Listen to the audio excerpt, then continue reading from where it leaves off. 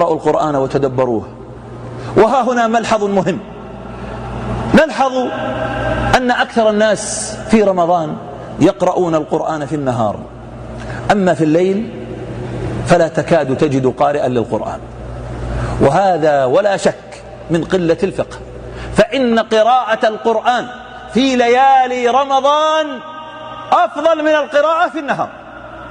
يدل على ذلك حديث ابن عباس رضي الله عنهما الذي أخبر فيه أن النبي صلى الله عليه وسلم كان يدارسه جبريل القرآن.